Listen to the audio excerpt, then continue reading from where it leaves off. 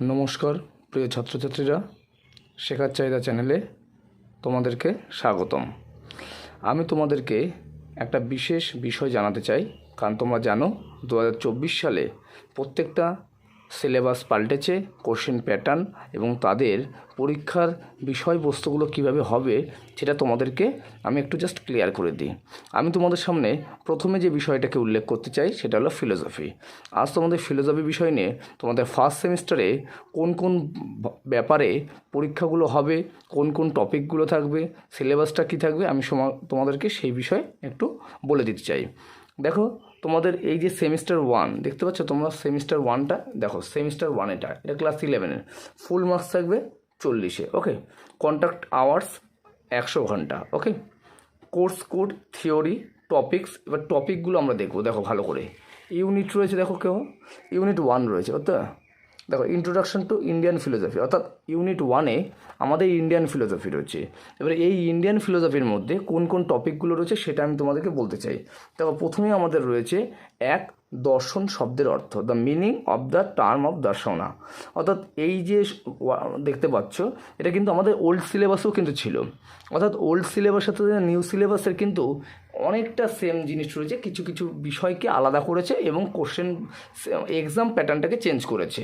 দেখো, contact hour 3 ঘন্টা, marks 2 marks, অর্থাৎ এই চ্যাপ্টার থেকে 2 মার্কস আসবে। এরপর ভারতীয় দর্শনের সম্প্রদায়গুলির শ্রেণী বিভাগ, অর্থাৎ আমরা জানি ভারতীয় দর্শনে আস্তিক সম্প্রদায়, নাস্তিক সম্প্রদায়, তার মধ্যে যে যোগ, মীমাংসা, ন্যায়, তারপর হচ্ছে তোমার বেদান্ত, তারপর জৈন, বৌদ্ধ, এই যে দর্শনগুলো ভাগ আছে, এইগুলো নিয়ে তোমাদের একটা চ্যাপ্টার রয়েছে। সেইটা দেখো 8 ঘন্টার এবং এখানে থাকবে 3 মার্কস। 3 নম্বর দেখো, জ্ঞান লাভের 6টি পদ্ধতি। তোমরা জানো জ্ঞান লাভের 6টি পদ্ধতি এবং প্রমাণ সম্পর্কে ভারতীয় তত্ত্বসমূহ, 6 ways of knowing Indian theories of হচ্ছে প্রমাণা। ওকে, এইটাও থাকবে। এটা হচ্ছে তোমার হচ্ছে 10 ঘন্টার এবং তাতেও এটা 3 মার্কসের থাকবে। 4 ভাগ কর্তৃক প্রমাণ খণ্ডন, দেখতে পাচ্ছ 4 ভাগ তোমার হচ্ছে কর্তৃক, অর্থাৎ 4 ভাগদের যারা যে অনুমান, তারা যে অনুমানকে স্বীকার করে না, এটাও কিন্তু তোমার ক্লাস 11-এ যারা ফিলোসফি নিয়ে পড়াশোনা করেছে তারা কিন্তু জানে, এটা ক্লাস 11-এও ছিল এবং তোমাদের ফার্স্ট সেমিস্টারে এটা রয়েছে। 4 ভাগ কর্তৃক অনুমান প্রমাণ খণ্ডন, এটা রয়েছে তোমার হচ্ছে 5 মার্কসের রয়েছে, 5 আওয়ার্সের রয়েছে এবং সেটা 3 মার্কসের রয়েছে। ওকে, বুঝতে পারছো? হ্যাঁ, তোমরা আশা করি বুঝতে পারবে, কারণ তোমাদের এই সিলেবাসটা আগে অবশ্যই জানা দরকার, নাহলে কিন্তু তোমরা পড়াশোনাটা ঠিকঠাক মতো চালু করতে পারবে না। এরপর দেখো কী রয়েছে, এরপর রয়েছে 5 নম্বর, ন্যায়সম্মত প্রত্যক্ষের লক্ষণ। ন্যায়সম্মত প্রত্যক্ষের লক্ষণ, ন্যায় ডেফিনেশন অফ প্রত্যক্ষ আর পারসেপশন, এটা হচ্ছে 6 আওয়ার্সের রয়েছে, 3 নম্বরের রয়েছে। দেখো পাশে কন্ট্যাক্ট আওয়ার্স এবং তার তোমার হচ্ছে মার্কসগুলো রয়েছে। ওকে, এরপর দেখো 6 নম্বরে রয়েছে নির্বিকল্পক এবং সবিকল্পক প্রত্যক্ষের পার্থক্য, distinction between determinant and indeterminate perception. এইটা নির্বিকল্প আর সবিকল্প প্রত্যক্ষের পার্থক্য। তার মানে এটা কিন্তু পুরোনো বইতেও ছিল। তোমরা যারা এখনও নতুন বই পাচ্ছ না, তোমরা দেখবে পুরোনো বইতেও এগুলো পাবে, কিন্তু অবশ্যই পাবে। দেখো, হয়তো বইয়ের প্যাটার্নটা চেঞ্জ হয়েছে, কিন্তু এই টপিকগুলো কিন্তু তোমরা ওল্ড যে বইটা রয়েছে, পুরোনো যে বইটা রয়েছে, মণ্ডল সরকার, তারপর যে দেবে মধুসূদন মণ্ডল, বিভিন্ন বইয়ের যেগুলো রয়েছে তাতে অবশ্যই পেয়ে যাবে। যারা নতুন বই এখনও পাচ্ছ না তারা কিন্তু অবশ্যই পুরোনো বই থেকে এইগুলো পড়া শুরু করে দাও। দেখো, এটাও তোমাদের পাশে কন্ট্যাক্ট আওয়ার আর মার্কসগুলো রয়েছে, তোমরা এগুলো অবশ্যই একটু দেখে নাও।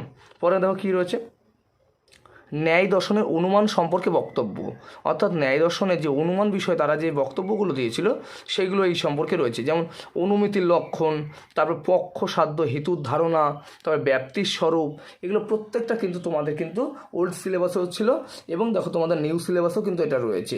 এটা কিন্তু ইউনিট 1-এর, কিন্তু অবশ্যই মনে রাখবে এটা ইউনিট 1-এর।